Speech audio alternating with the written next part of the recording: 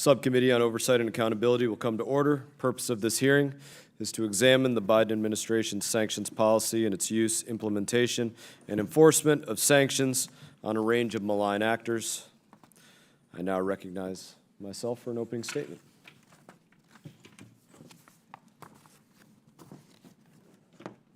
Thank you.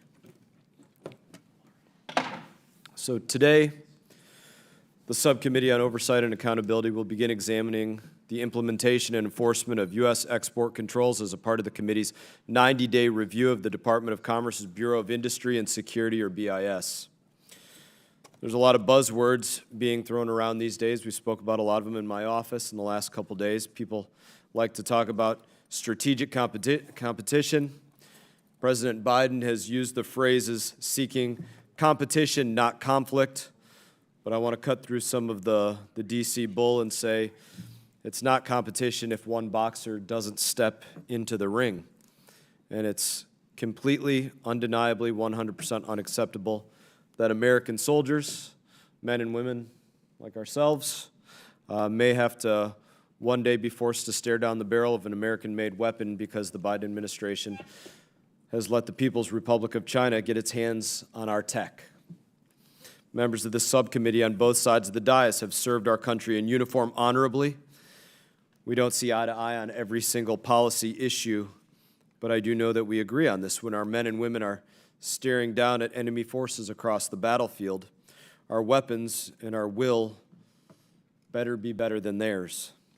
And there's no reason on God's green earth that we should be willing to be handing over our weapons to our enemy, or the means to build those weapons. I'd like to begin today's hearing by comparing and contrasting Xi Jinping and Joe Biden's approach to the relationship between our two nations. Let's be clear that Xi Jinping is gearing up for a fight. He's preparing for conflict by being more competitive. Pictured behind me is the DF-17. It's the People's Liberation Army first ground-launched hypersonic glide vehicle designed for anti-ship missions.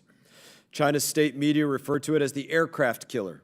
Everybody should be asking themselves, whose aircraft carrier do you think this missile is designed to kill? What sailors do you think it is designed to end the lives of? Xi has told his military he wants capability to attack Taiwan by 2027. He's told his generals to dare to fight. He's ready for a fight, and he's ready to do everything he can to make sure that China wins. That includes getting his hands on American tech, using our supply to his advantage. I brought a few articles that illustrate this point. Let's read a couple of these headlines. The Washington Post on October 17, 2022. American technology boosts China's hypersonic missile program. Washington Post again on April 9, 2021. China builds advanced weapons system using American ship technology. The fact is that failure to stop transfer and espionage of critical American technology to the People's Republic of China has contributed to its rapid military modernization and the rapid decrease in the United States' national security. Let's put a finer point on it. The Chinese Communist Party is using American technology to build more precise, more lethal weapons to sink our carriers and to kill our troops. That is Xi Jinping's plan. If Xi Jinping is gearing up for a fight, Joe Biden, in my opinion, is doing the opposite of that.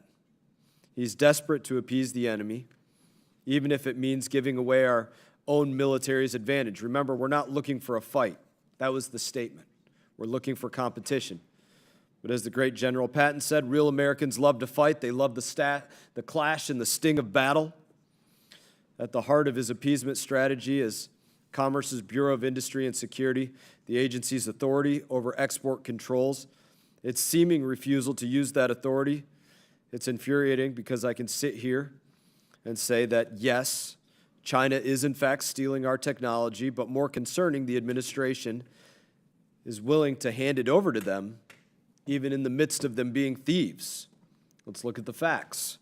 During a 6-month period between November 2020 and April 2021, BIS approved $60 billion worth of licenses for American technology to Huawei and $40 billion worth of licenses to SMIC. It's denied less than 1% of licenses to both companies. 98% of controlled technologies are transferred to China without license. Of the 1% of exports that do need a license, only 2% of those licenses are denied. The Commerce Control List is more than 500 pages long, but it seems that every entity has a license exception, and even when a license is required, it's rubber stamped and sent back out the door. We have laws and regulations that fill binders upon binders upon binders, and there's just some simple stacks of them that my staff has put together, but they're wasted words if we don't actually enforce them. Our yes has to be yes, our no has to be no. Our adversaries have to take our country and our administration seriously. It's because of, in my opinion, Joe Biden's refusal to lead through strength that's not being done. While Xi Jinping is ready for a fight, President Biden is that guy with a quivering lip that won't look the bully in the eye and say, no, I'm going to stand up to you. That's not going to be allowed. You're not going to do that. So let's talk about how we fix this. The answer is actually implementing export controls in part. Congress gave the executive branch considerable authority in the Export Control Reform Act of 2018 to protect our national security, but the Biden administration is failing to implement it, including blatant refusal to even define emerging and critical technologies as the law requires. It's ironic, really, that the administration seems to determine to overstep its authority in almost every case, but now that it has the ability to do something to keep Americans safe, it says no thanks. But that refusal to act is a slap in the face to those who sent us here to represent them. A March 2023 Morning Consult poll found that 1 in 2 voters support restricting American companies from exporting to or doing business in China when it comes to advancing their technologies. Some of our friends on K Street who lobby against tough export controls like to overcomplicate things. They make the system out to be more intimidating and confusing than it really is. But when I'm back home, my constituents tend to keep things pretty simple. Don't sell American technology to an adversary that can be used to kill Americans. Today, we're going to hear testimony from leading experts, including former Commerce and DOD officials. One of them ran BIS, another led DITSA's counter-China work until he resigned in protest. They will tell us firsthand how broken our export and control system is and where we can work to fix it together. This hearing is just a starting point for the subcommittee's oversight of BIS and its use of export controls. In coming months, we plan to invite BIS officials to testify and answer for these failures. Export controls are about ensuring America is taken seriously on the global stage. We cannot be the nation of all talk and no action, of empty threats. Our actions have to match our words. Export controls are about national security, and as a soldier, when my brothers and sisters in arms are in that same position, I want them to know that their weapons can blow our enemies off the face of the earth and not have to worry that our enemies have the same capability to do that to them. Export controls are about beating China.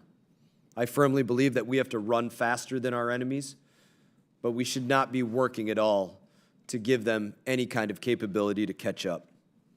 And China is ready for that fight. Chair now recognizes the very distinguished, the very honorable ranking member, the gentleman from Colorado, Mr. Crow, for any opening statement. And if it goes too long, I'm certainly not going to gavel you down.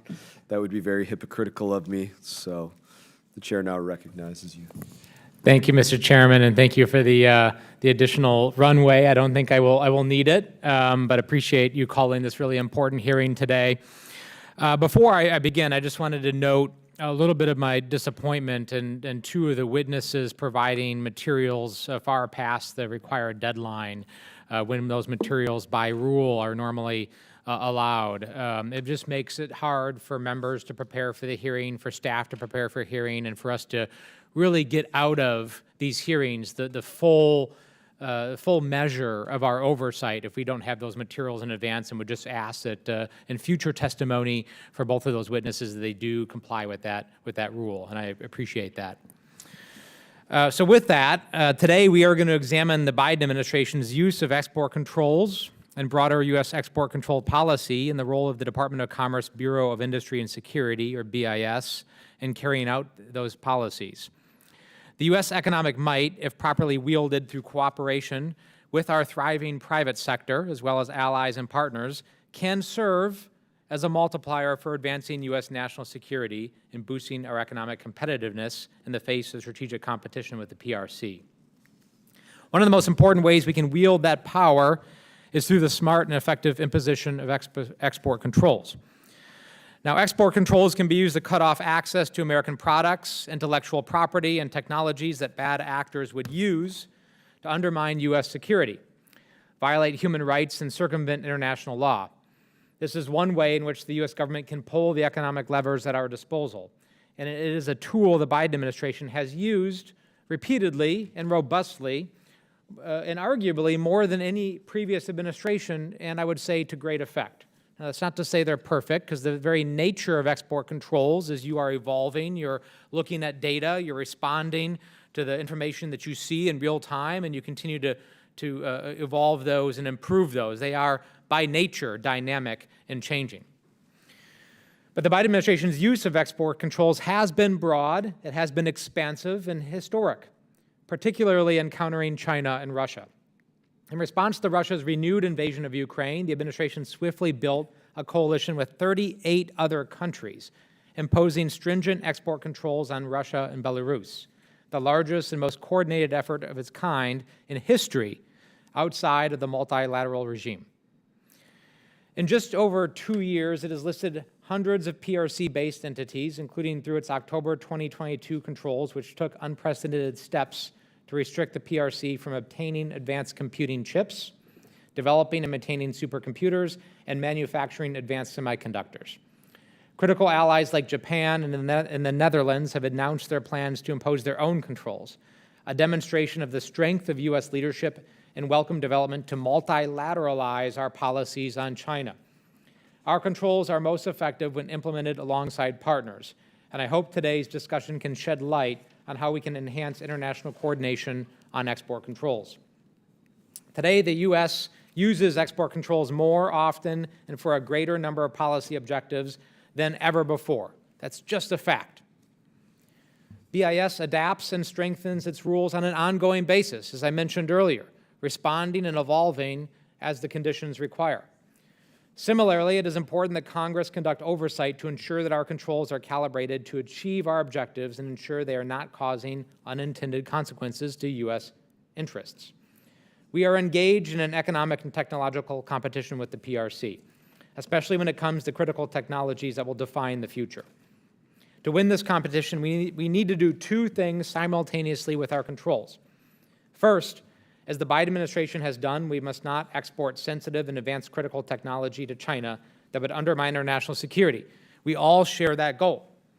Second, we must ensure that our controls are focused and narrow so they are not unduly impeding or undermining our own U.S. economic strength and allowing our companies to become global leaders in these technologies. It's a delicate balancing act, but to win the strategic competition, it's critical that we do both. This is why Congress must conduct honest, constructive oversight and ensure that BIS has the tools and resources it needs to do its job effectively.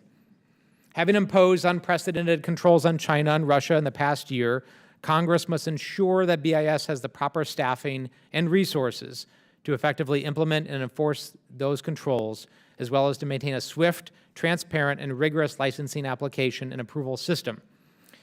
BIS's staffing and budget have frankly not kept up with the growing mandate that we have given it. For this reason, I hope this committee also gets the chance to hear from the administration directly. So with that said, I hope we can spend some time today on productive oversight that highlights where BIS can improve, how we can strengthen coordination with partners and allies and export controls even further, and how we can give BIS the tools and resources it needs to enforce our already existing policies effectively. And with that, I yield back the balance of my time. We both went over. I'll call it even. Even. Other members of the committee are reminded that opening statements may be submitted for the record. We are pleased to have a distinguished panel of witnesses before us today on this important topic. We thank you all for being here. The Honorable Ms. Nazak Nikakhtar is the Chair of National Security Practice at Wiley Rein, LLP, and was the former Assistant Secretary for Industry and Analysis at the International Trade Administration.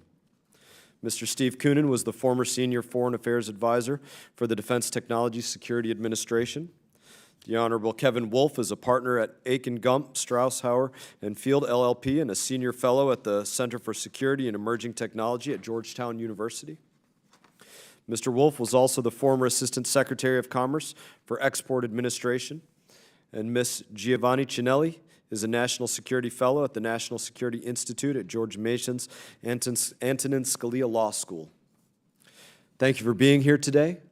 Your full statements will be made a part of the record, and I'll ask that each of you keep your spoken remarks to 5 minutes exactly, like he and I both did, in order to allow time for member questions. I now recognize Ms. Nakaktar for her opening statement. Chairman Mast, Ranking Member Crow, committee members and staff, thank you for the invitation and opportunity to speak today. As a lawyer, economist, former adjunct university professor, and former U.S. government official, I've been on the front lines for the U.S. economic challenge for decades. I've served two tours in the U.S. government, Department of Commerce, spanning 4 important positions, including acting Undersecretary of BIS. I am also an immigrant, a woman who escaped an authoritarian regime nearly 45 years ago. I am acutely aware of what such regimes are capable of. They do not think like Americans. Capitalism is not in their interest. What they seek is the destruction of America and Western values. That is their end game above all else. It is from all of these vantage points as a patriot, an immigrant, and an expert that I offer my views today. The views and opinions expressed today are mine only and no organization with which I'm affiliated. In my written testimony, I take the position that we need more forward-leaning policies to curb the exports of sensitive items to America's adversaries. I also take the position that Congress needs much more transparency in how exports are being regulated to better evaluate the ways that the Commerce Department is addressing very serious national security risks. I make the case that America was stronger 20 years ago, both in terms of economic resilience and in terms of military power, before it let its technology and manufacturing capacity move offshore to the PRC. The PRC, in turn, poured enormous amounts of money to indigenize and grow the innovations we willingly transferred to it. China also transferred our technologies to other adversaries for its own benefit and to our detriment. Now, America let its technology offshore because we mistakenly believed that we needed the revenue from the Chinese market to innovate. But the money received pales in comparison to the value of the technology we transferred to China, coupled with the subsidies that the Chinese government used to mature these innovations into powerhouse mammoth industries that span across China today and are crushing competitors globally. We lost, they won, and China is now leading the world in many of the important technologies. Make no mistake, in semiconductors, a very apt example, China has developed the equipment, wafer fabrication capabilities, the design technology, and the upstream supply chains to dominate the global sector.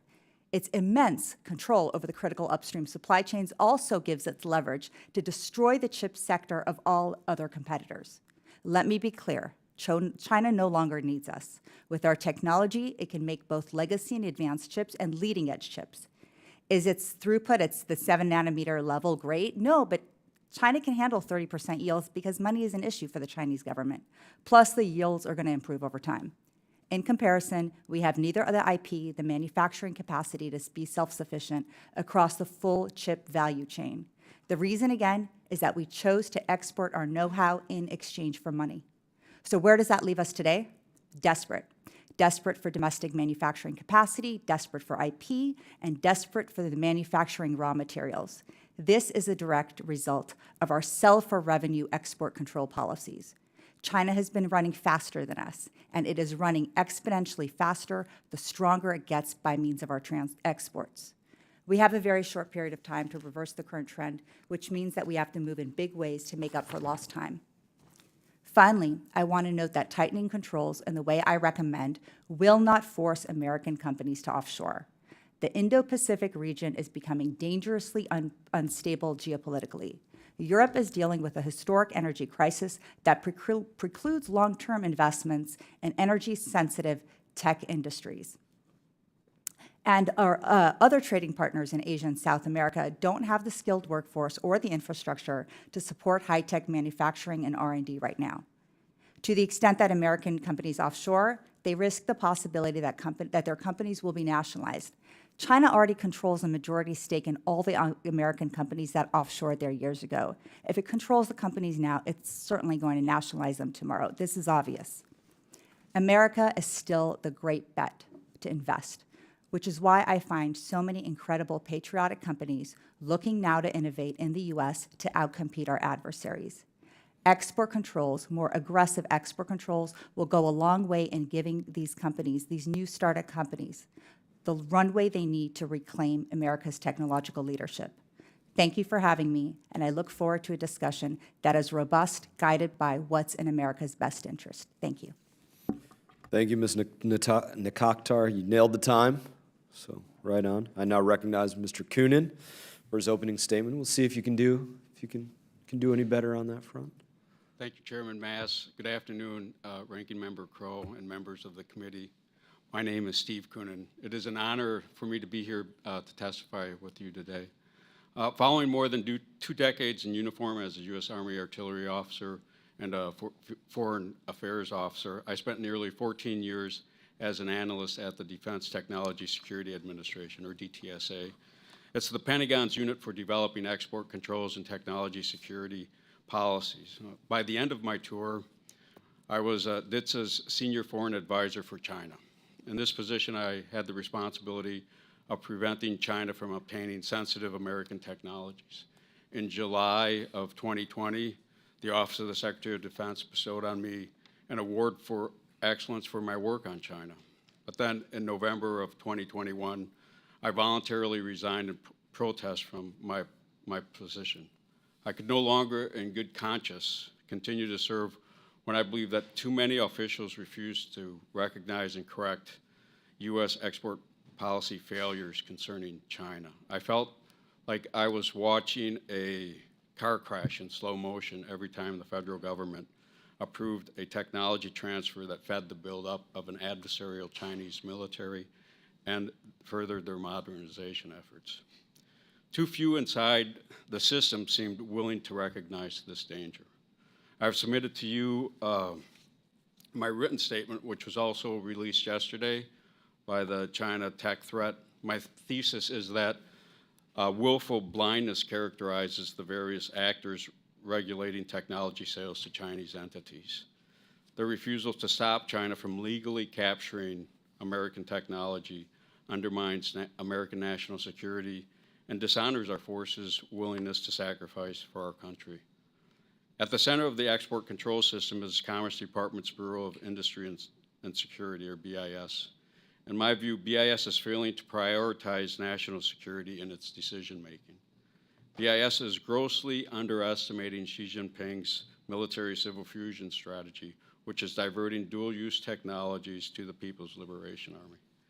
As evidenced in BIS's report on U.S. trade with China that was just released this week, in 2022, BIS approved 91% of applications with the export of controlled militarily useful technology to China.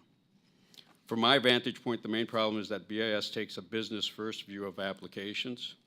Though there are scores of military uses for controlled technologies, BIS will rubber stamp applications unless they have specific indications or intelligence of diversion.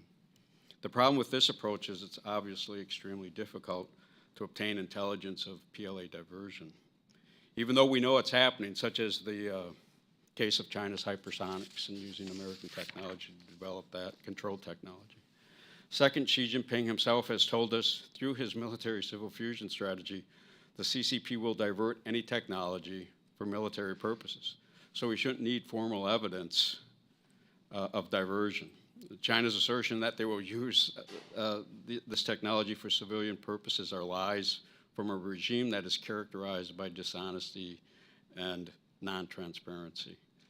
Third, unlike every other trading partner, the U.S. has no effective mechanism to verify how controlled U.S. technology exported to China is ultimately used. In close, we are failing to recognize the significant and decades-long shortcomings associated with having a federal bureaucracy whose inherent interests are not necessarily aligned with our national security interests. Given the length of time that these problems have endured over several administrations, be it Republican or Democrat, I believe only Congress can implement the needed change.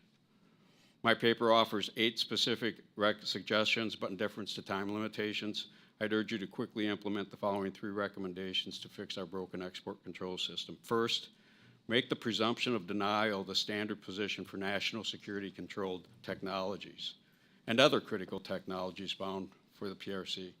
Second, give the Departments of Defense, State, and Energy greater authorities to determine the outcomes of a BIS-dominated license process review, and enhance their ability to quickly add controls for emerging and unlicensed technologies for which they have the greatest equity. And then third, request a GAO audit. I note a number of BIS process fouls in my paper. A GAO audit should be conducted immediately to assess the risk that those violations are causing to national security. That audit should also contain recommendations. I look forward to discussing these issues in greater detail with you. And again, thank you for having me today. Thank you, Mr. Coonan. It was a good 7,000-word read, and I mean that. So I now recognize Mr. Wolf for his opening statement. Great. Chairman Mast, Ranking Member Crow, members of the subcommittee, thank you for asking me to testify. I'm happy to help the subcommittee with its oversight role in any way that I can. The views I expressed today are my own.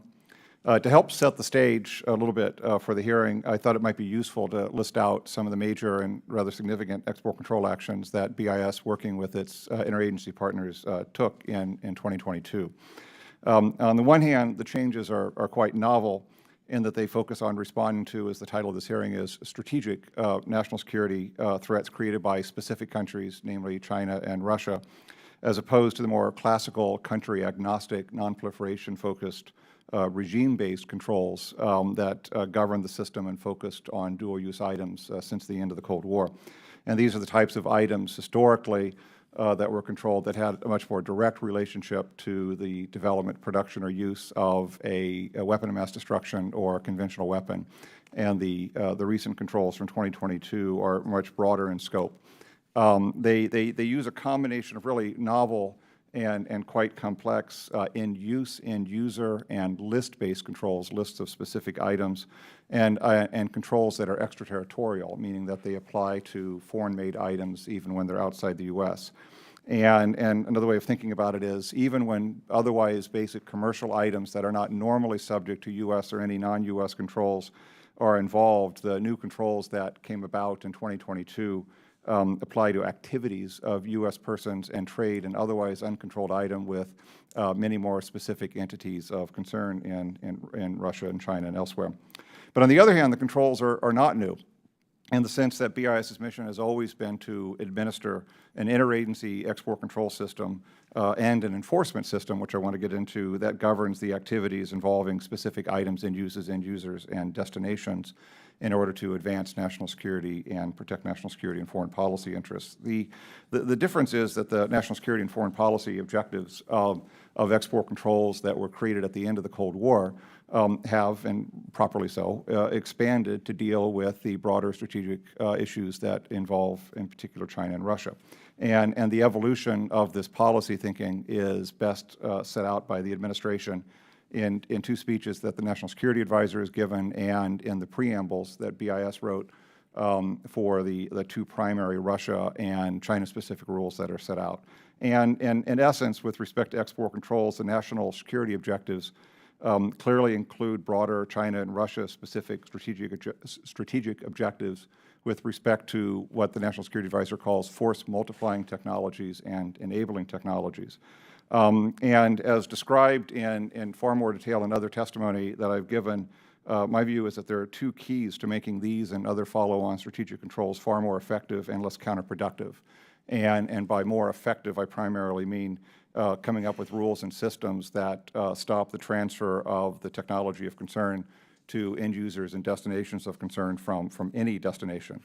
And the first key to success in this objective is to do all the hard work to ensure that our allies that also make similar technologies and that have producers of the items of concern have the authority in their systems to impose controls over the same items for the same end users, and same destinations. And so it's important that they have an understanding of a common security objective that we are all discussing today in order to enhance the effectiveness of controls.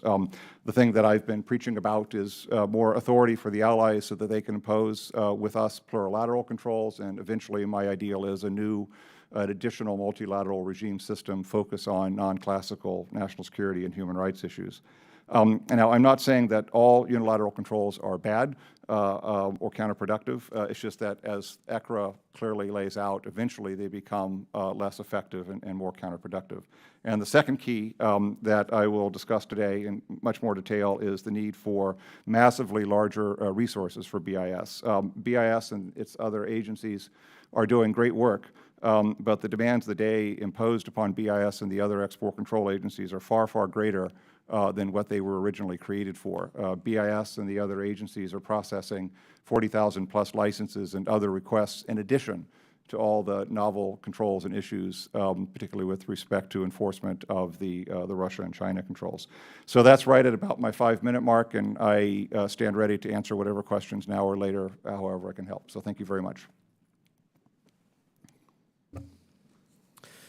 I want to thank you, Mr. Wolf. I now recognize Ms. Chinelli for her opening statement.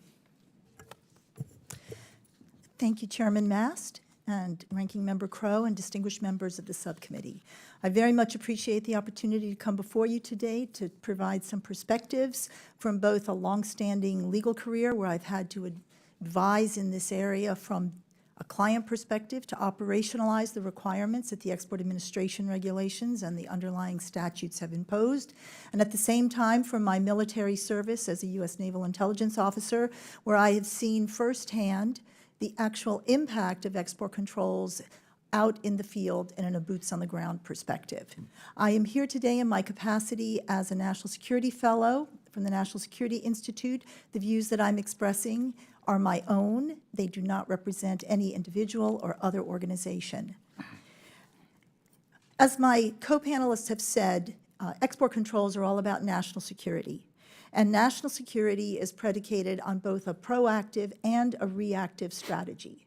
If a national security foundation is predicated only on the ability to react to ongoing circumstances, that will place any country, not only the United States, in a defensive posture and one in which you are almost shadowboxing because you're not sure where a particular issue will arise.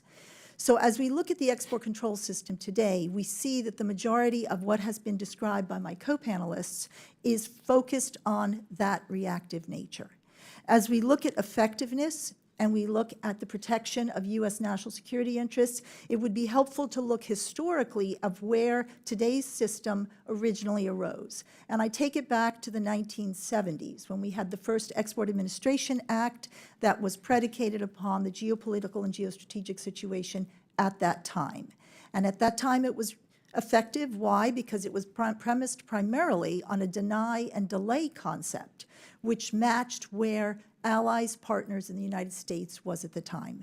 There was a capability to deny access to parties, not just specific parties, but parties more generally, and to also delay the advancement. That premise was coupled with an effective strategy by the Department of Defense in the maintenance of various lists, like the Militarily Critical Technologies list and the Disruptive Technologies list. And DITSA did yeoman's work up through the 1990s to attempt to maintain that list until a combined set of factors, not only resources, but focus and changing balances within the government on who and under what circumstances made decisions in the national security realm. I think these lessons are important as you look at the work that your committee is considering doing, as you understand where and how there may be gaps, and in some instances deficiencies, in the operationalization of the EAR. I think it stands on three legs of the stool. First, while export controls require flexibility, focus, and nimbleness, if the rules are so complicated and so convoluted that in order to implement them, you need a technical person, an economist, and a lawyer, the question becomes, how are they best protecting interests? The second leg of the stool is funding. When the regulations and the underlying premise for export controls shifted in the 1990s from a deny and delay perspective to a run faster, there was an inherent need to maintain a degree of funding for the development of that delta to run faster. And at the time in the Clinton administration, while there was some aspect of a continuation of deny and delay, the transition to shifting almost everything to the Run Faster coalition resulted in gaps. Why? Because the funding was not there on the government side to keep the delta that had been in place, and on the industry side and the academic community side, where the majority of the advancements were beginning to transition, the funding priorities, the focus, and the direction varied. This is not to say there were not circumstances when they were aligned, but they were not completely aligned, and you had different drivers. I fast forward to 2018 with ECRA, where Congress wisely reallocated a substantial substantive statute, in essence giving the Department of Commerce substantive authority. For so many years, from 1994 through 2018, Commerce and the Export Administration regulations were premised on emergency powers under the International Emergency Economic Powers Act. That was not a sufficient authority. And with that, I see that my time is up. I am happy to answer any questions, and I apologize, Chairman Mast, for my 6 minutes being over. I didn't think you went over by maybe 10 seconds. You're good, ma'am. Thank you, Ms. Chinelli. I now recognize myself for 5 minutes of questioning. I'm going to take a point of privilege and say we have in the audience the members of the Palm Beach Police Department that joined us here in our committee. I just want to say thank you all for your service to our community and our country. Appreciate you all very much.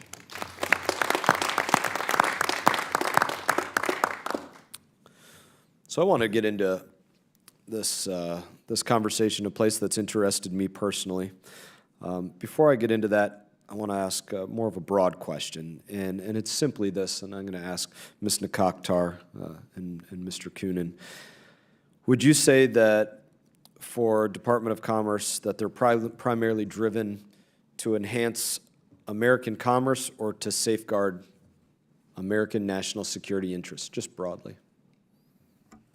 I'm happy to answer that. I've served multiple different roles at the Commerce Department. Look, the Commerce Department's bifurcated, right? You've got the pro-business group, and that's pretty much the majority of the Commerce Department. But you do have already a unit of the Commerce Department that handles enforcement of trade cases, and they do that pretty well. Within BIS, you have the enforcement group. They're very forward-leaning. They're very enforcement-minded. And then you've got the licensing folks, which are a little bit less so. Fundamentally, one can have the debate about whether Commerce is capable of doing this. What I think needs to happen at BIS is a complete culture shift on the licensing side. They need to see the threats for what it is, and they need to really understand that continuing to do business with China and the revenue stream we get from them is not going to be the ticket out of this mess. We have decades of evidence to show that that strategy has failed. Mm-hmm. Fundamentally, I think Commerce can do both, but we need a culture shift. I think that's an important term, fundamentally, and it takes me to what I really wanted to ask about, and that's fundamental research as it relates to what we're allowing China and others to learn. There's an old saying, right? You give a man a fish, you feed him for a day. You teach him to fish, you feed him for life. And you could almost say that we're helping to grow them and feed them. Hear analysis on what needs to be changed with the fundamental research exception, what controls need to be updated on that.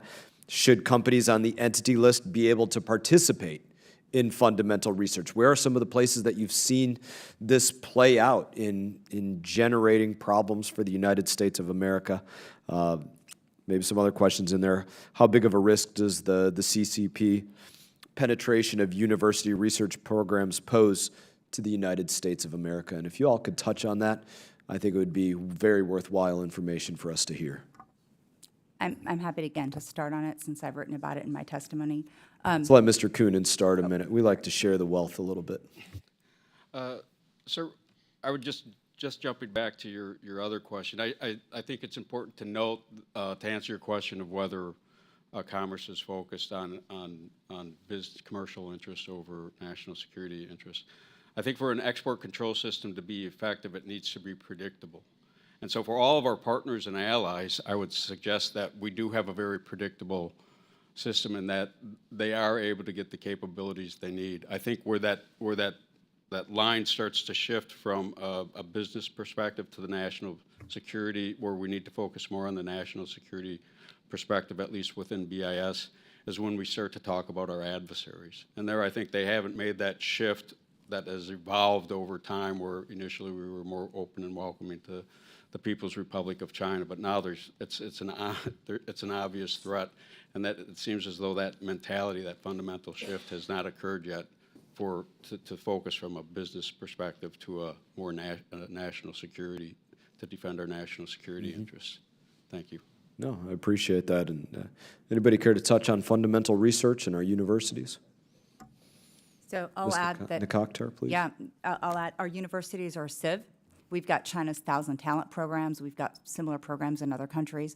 The technology that's already controlled isn't controlled when it's kind of called fundamental research. You do some basic research, advanced research from that, and then if you intend to publish, it essentially falls out of the scope of controls. Why not take every single thing on the Commerce Control List right now and just tell the universities for foreign countries of concern, we don't need to do it broadly, foreign countries of concern, no more fundamental research exception. Even if you intend to publish, you need to get a license from BIS before you do that, or whatever entity ends up handling export controls on dual-use items.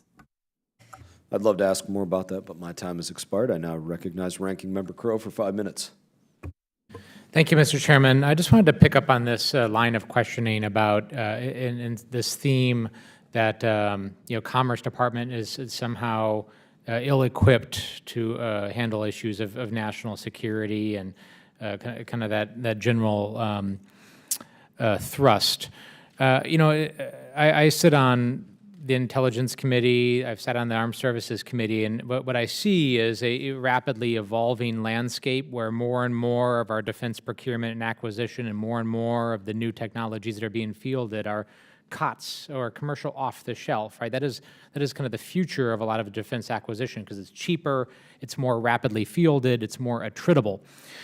So, Mr. Wolf, I'd like to just kind of hear from you, your views. You've been in BIS, you've been in private practice, your career has straddled both public and private for many decades. What's your view as to that trend and Commerce Department, their ability to fully understand the national security impact and balance those equities between private innovation and commercial off-the-shelf technology, but also the best interests of U.S. national security? Yes, no, the mission of BIS, when I was there, when Nazak was there, now and before, is to advance and protect our national security interests. I don't think there's any doubt about that. It administers an interagency system involving subject matter experts from defense, state, energy, and occasionally others to get input into both identifying what the threats are and making decisions on individual transactions. With respect to the core point of your question, and as Giovanna, basically was alluding to, the national security landscape and the national security objectives of controls have evolved considerably. During the Cold War, they had a much broader strategic objective. After the Cold War, they became much more narrowly focused on items that were more specific to nonproliferation objectives, and they were focused through a regime-based system of 4 multilateral organizations that identified items that had a much more direct relationship to the development, production, or use of weapons. And it was easier to tell the difference between a civil and a commercial and a military application in the earlier days. All of those things have been evolving and changed. The national security threat landscape with respect to China has become far more complicated, similarly with respect to Russia and other countries. Identifying specific types of items that used to be the foundation of an export control system is not always as effective when the underlying activity of concern is with respect to a widely available commercial item, particularly, for example, on human rights abuses, use widely available commercial items, and some of the modernization of advanced military systems fundamentally depend upon things that are widely available commercially and were created civilly. And so that is why, as the title of this hearing indicates, and the objective of the rules that came out in 2022 focus much broader on broader strategic objectives and a greater use of controls over activities of individual persons when the underlying item is not controlled, and controls over transactions with specific end users of concern. And all of this added complexity, the novel technologies, the greater number of countries involved, the more bilateral relationships, the weaknesses of the regime system, particularly since Russia is a member of 3 of the 4 and has effectively a veto over progress in those, requires, I think, fundamentally a new way of thinking about the way we work with our allies, and our allies realize a common security threat in order to address the issues that we're all discussing today. And that requires a lot more resources. It's far more complex to do what I just described with a lot more time, a lot more briefing papers, a lot more meetings, a lot more analytical skills and technical skills than was the case in the 1990s when the current system was created. And I lay out the details in my commentary about why I think radically more resources are needed for BIS and their sister agencies. Thank you, Mr. Wolf. In less than a minute, I also wanted to take the opportunity and correct the record regarding an earlier assertion about the nature of licenses and exceptions to Huawei. There was a comment made that the Biden administration has somehow been weak in Huawei. But isn't it true that it was actually the prior administration that granted licenses and exceptions to Huawei, and that since the Biden administration has come in, they've actually tightened the rules around Huawei? Yes. Historically, before Huawei, it was generally a denial for listed entities, and I'm unaware of any approvals when I was Assistant Secretary. There may have been some, but I don't know of any.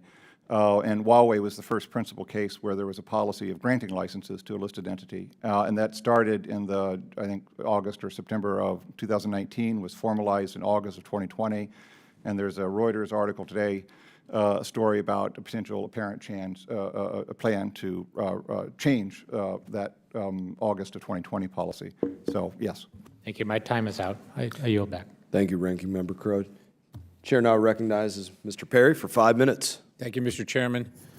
Ms. Nikakhtar, just under the China policy, corporations, I think if the CCP demands it, are required to share information with the party on technology. Is that correct?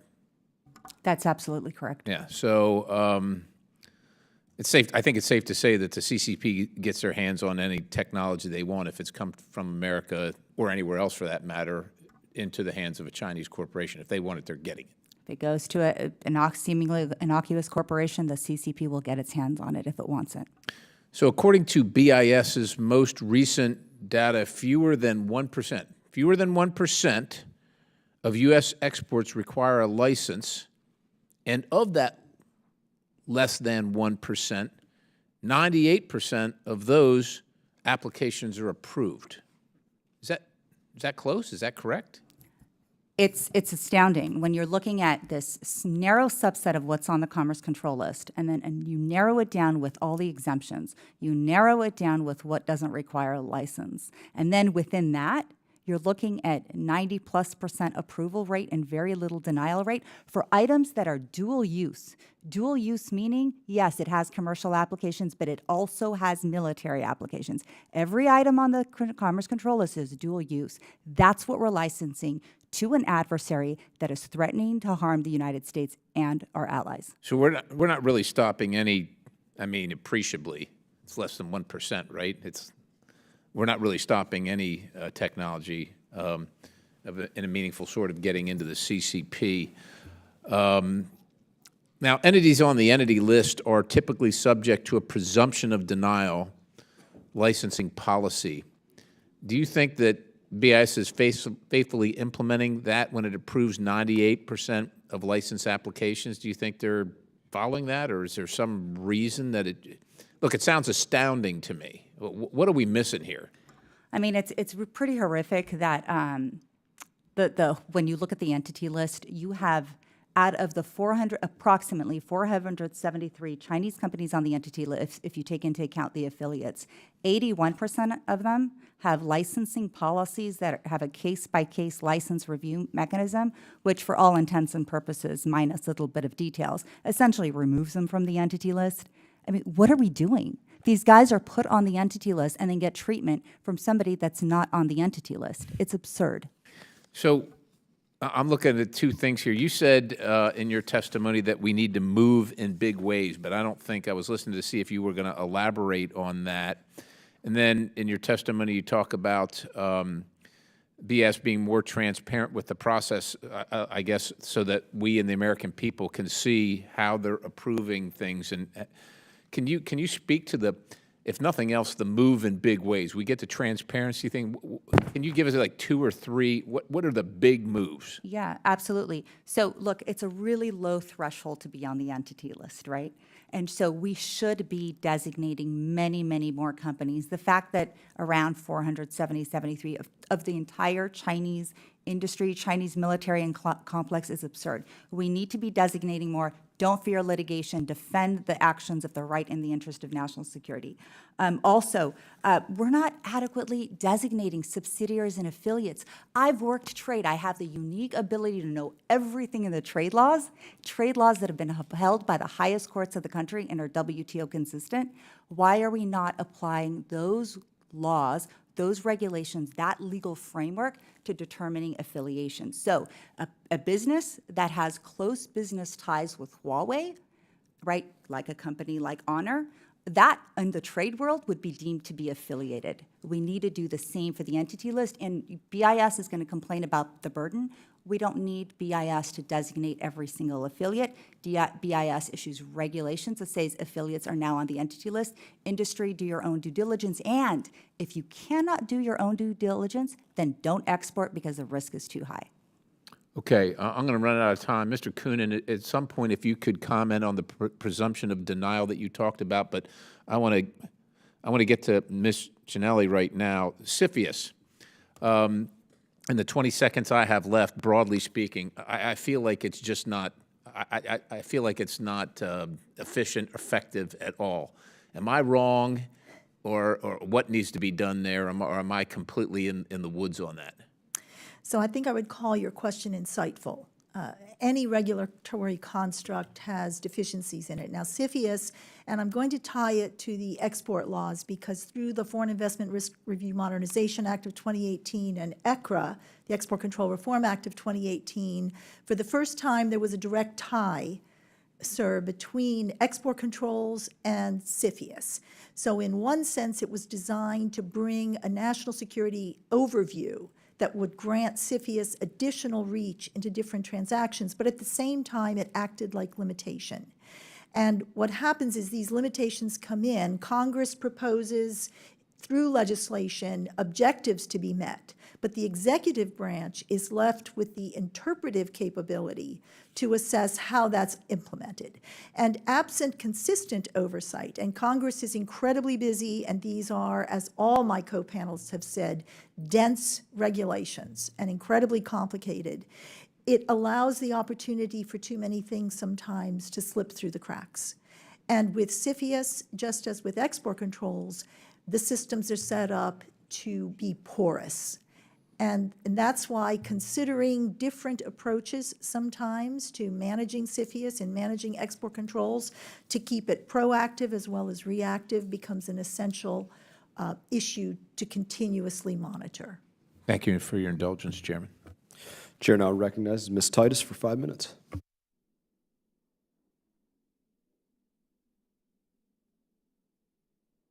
Thank you, Mr. Chairman. I asked Ms.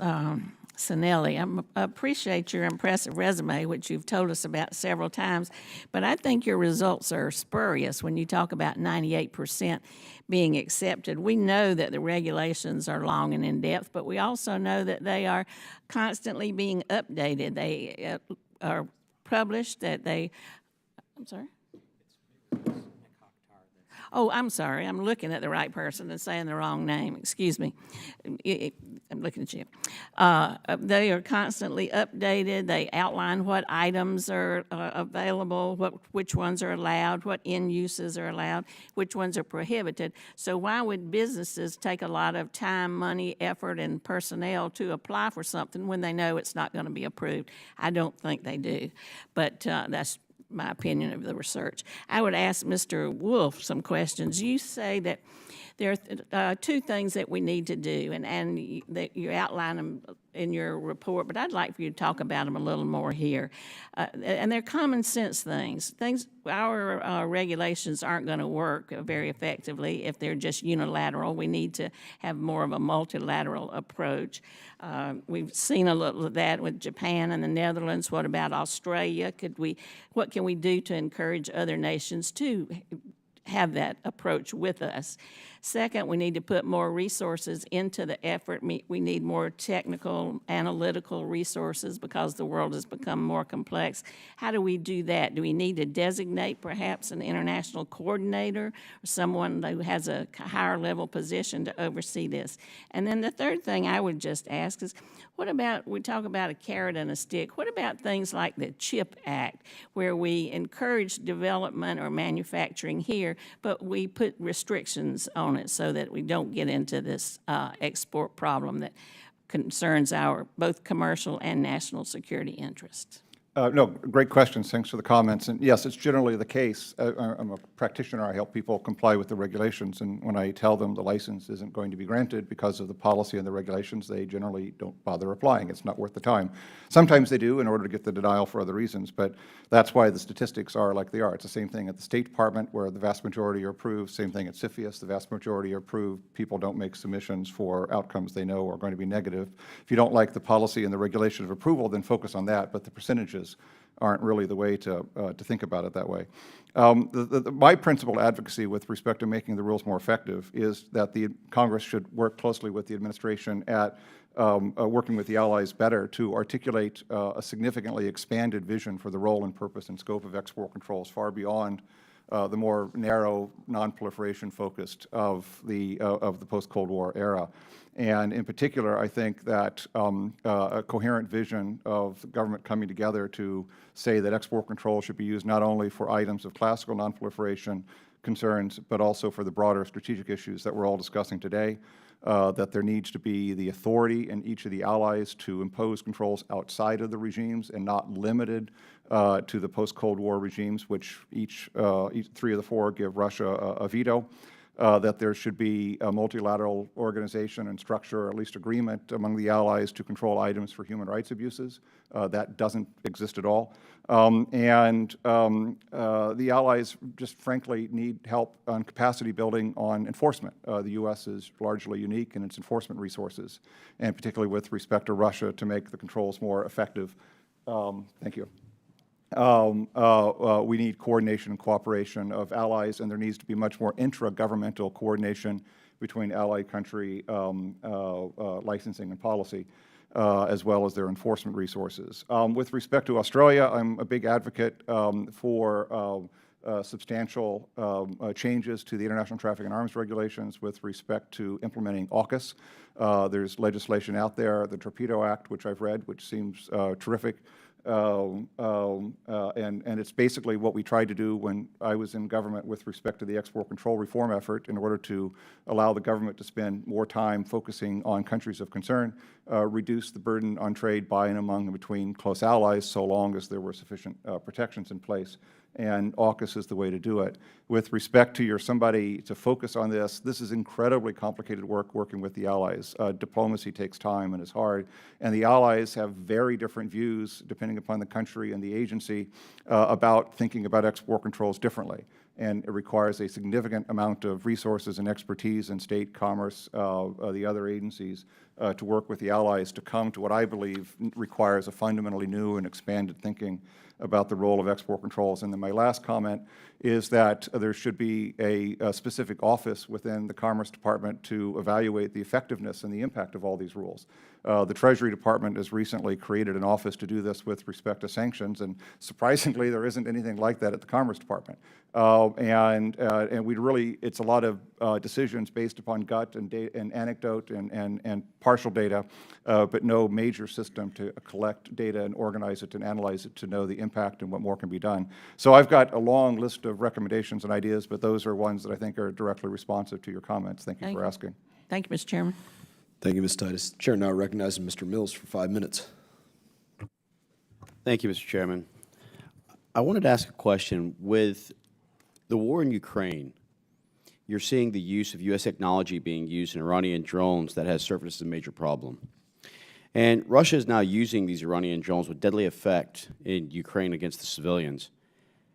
How can we address the specific problem of low-level technology that is widely available being exported to Iran for the use of drones? And I'll start with you, Ms. Nakaktar.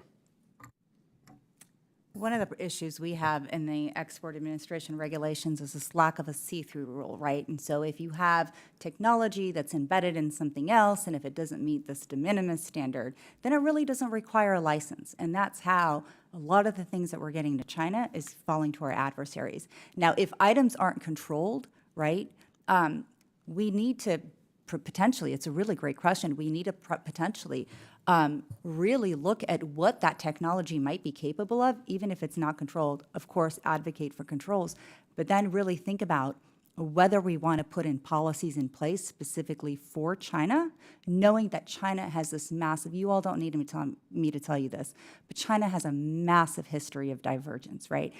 Diversion, where everything you send to it essentially goes to some malign actor. You can bet on it. So it's a broad solution, but depending on whether it's controlled or not, we can legally impose restrictions on what's going there. Thank you.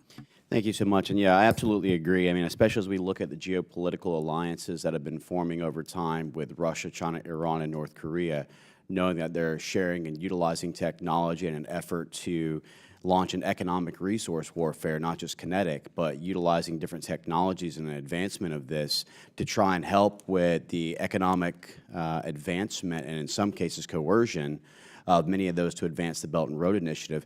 This same question, staying on topic, I'd like to ask you as well, Mr. Coonan. Yes, sir. I think another important element of the problem that we have is China's probably one of their major suppliers, in that the end-use checks agreement that we have between the U.S. and China is largely inadequate, if not totally inadequate.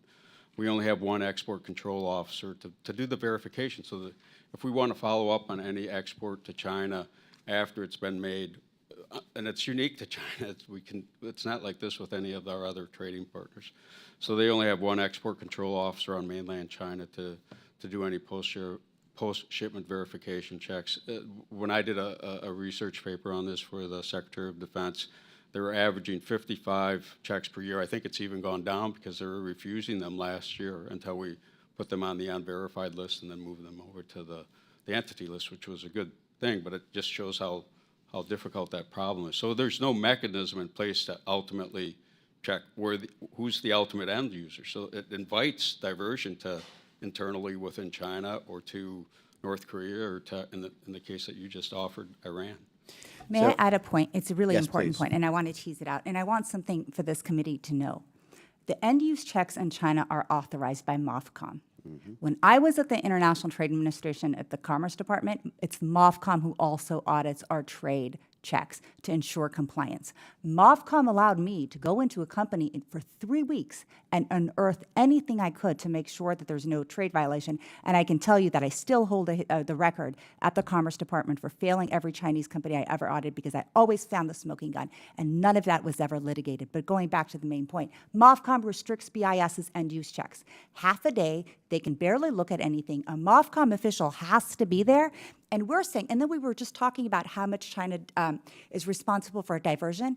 Mr. Wolf says we need to give BIS more money. Okay, maybe I can see some arguments for that having merit, but you give the end-use check people more money. There are not, how many people do you think you can put in China, even if you had one person at every single company, there is no way they could find all the ways that China, and they're very sneaky, misuse and divert and exploit our export control rules. So let's be pragmatic and realistic about this. No matter how many people you put there, we're not going to catch what they're doing.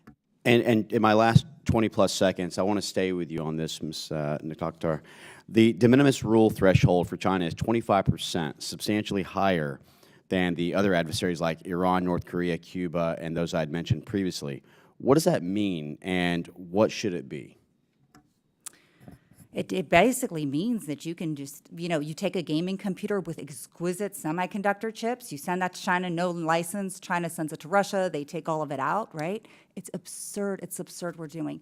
China is not like other countries, right? China is a foreign adversary. We really need our rules to reflect that. I would take it down. Like I said, I would also add the see-through rule. Look, I'll be frank, I don't want to export anything sensitive to China or anything for that matter to a genocidal regime that's also threatening to harm the United States and our allies. I would take it all the way down to zero. I don't want anything to get into China any way, shape, or form. You're definitely one of my favorite panelists so far. With that, I yield back, Mr. Chair. Thank you, Mr. Mills. The chair now recognizes Ms. Dean for 5 minutes. Thank you, Chairman Mast and Ranking Member Crow, and thank you to our witnesses for being here today and testifying and offering us your expertise and your passion around these issues. I just want to backtrack a little on something that was just discussed in terms of Russia deploying Iranian-made unmanned aerial vehicles in Ukraine, discovered in September of 2022.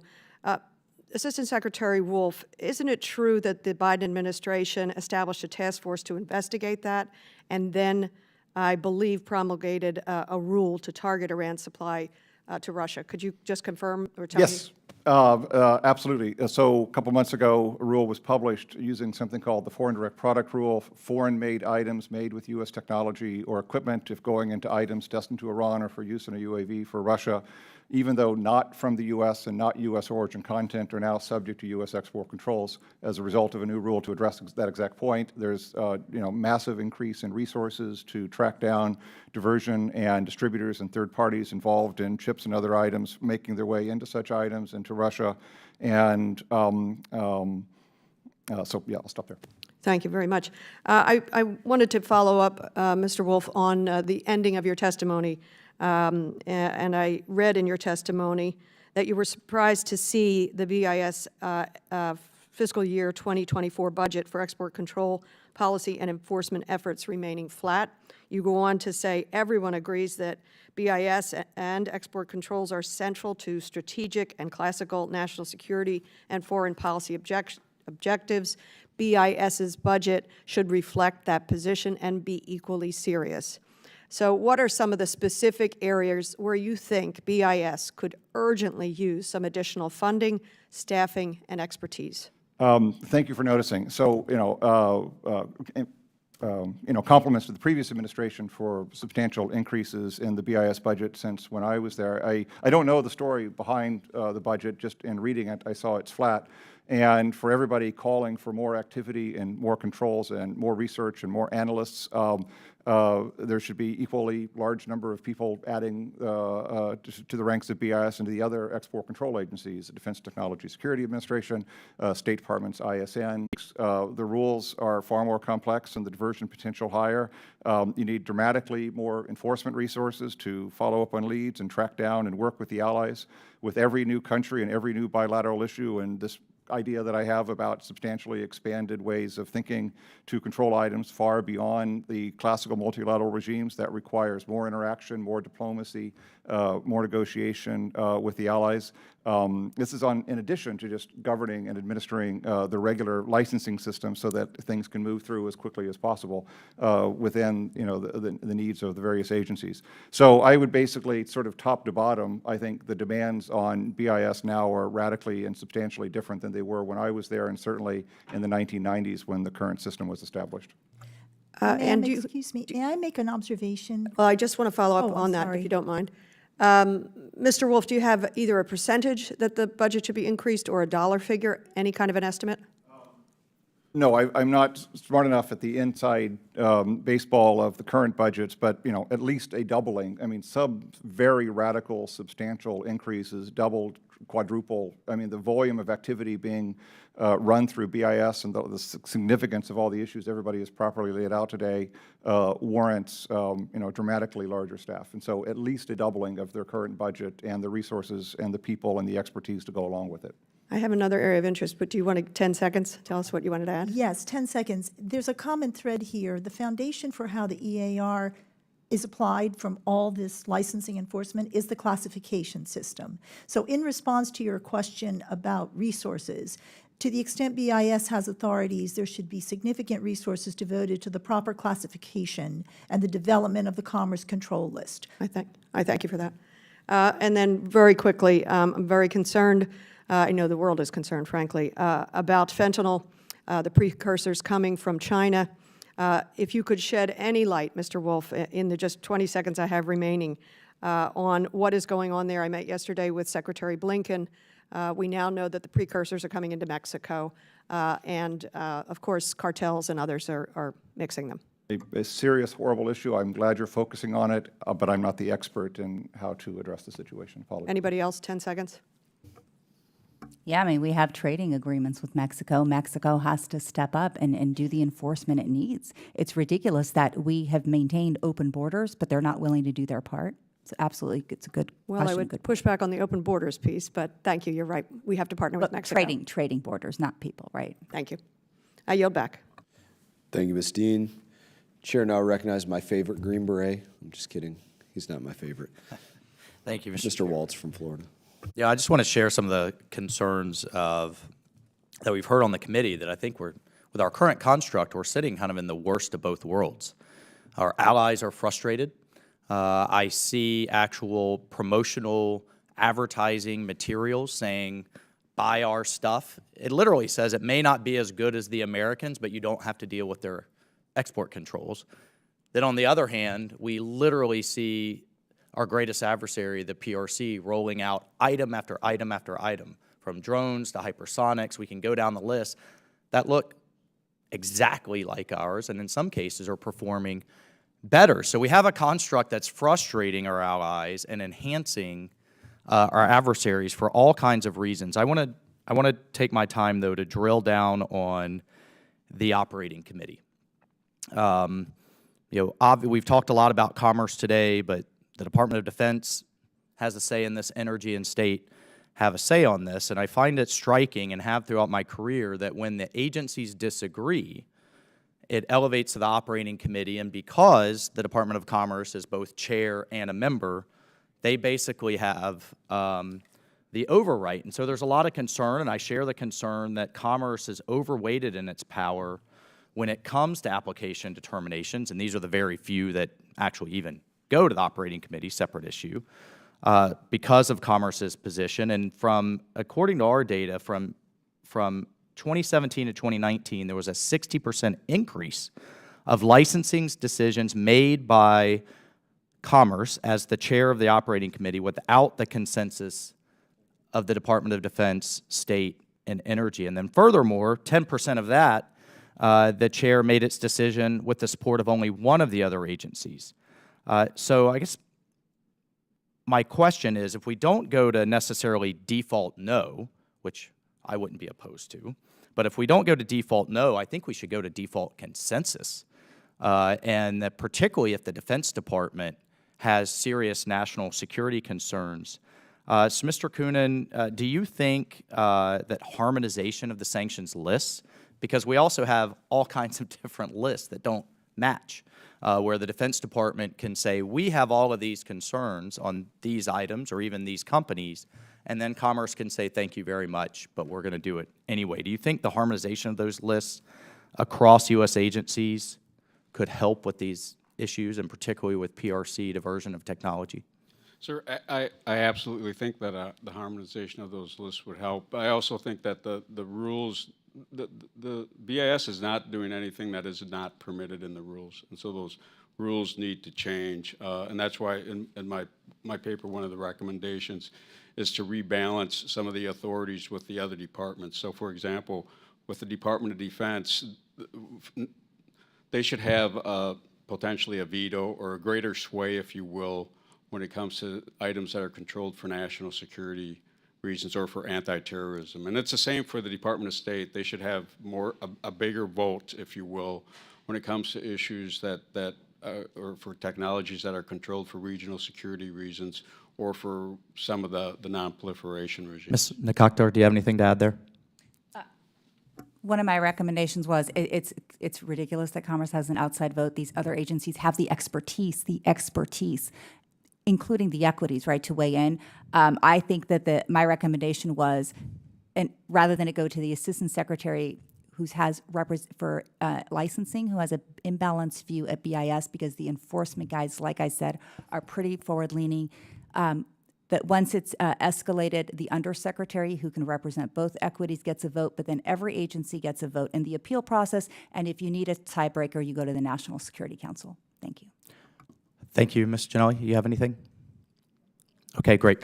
Mr. Chairman, I have legislation that I look forward to marking up through this subcommittee and committee that would do just that, and harmonizing these lists and hopefully really getting our arms around this problem. We cannot, I sit on armed services as well, we cannot spend, and science and technology, $900 billion a year advancing into the most advanced technologies in the world to watch it literally walk right out the back door. I look forward to this committee's support. Thank you. I yield my time. I thank the witnesses for their valuable testimony and the members for their questions. I think we did all get a great deal out of this. I thank the staff for their research on this as well. I think there's a broad consensus that there are gaps. There's different solutions on how to fix those gaps and fill those holes, but certainly a broad consensus that there are very serious issues for us to deal with. I look forward to marking up the legislation of Mr. Waltz and any other ideas that members of the committee will have in dealing and addressing this issue. Members of the subcommittee may have some additional questions for the witnesses, and we'll ask that you respond to these additional questions in writing. And in that, I now recognize Mr. Crow for any closing remarks that you may have. Thank you, Mr. Chairman. Appreciate you calling this important hearing, and thank you to all the witnesses for taking time out of your busy work schedules to have this discussion with us and to have a robust back and forth. And I agree with you, Mr. Chairman, that I think we do all share the same goal, that is to balance American competitiveness and make sure that American businesses are robust and thriving at the leading edge of technology, and we protect their technology. At the same time, we address our adversaries' threats, particularly Russia and China, but also others that pose that threat. And we might disagree on how to get there and some of the steps, and like you said so well, where those gaps are and maybe why they exist. But look forward to continuing that discussion to figure out where we can find some common ground and address it in the best interests of the United States and our shared constituents. So with that, I thank you again and yield back. Pursuant to committee rules, all members may have 5 days to submit statements, questions, and extraneous materials for the record, subject to the length of limitations. Without objection, the committee stands adjourned.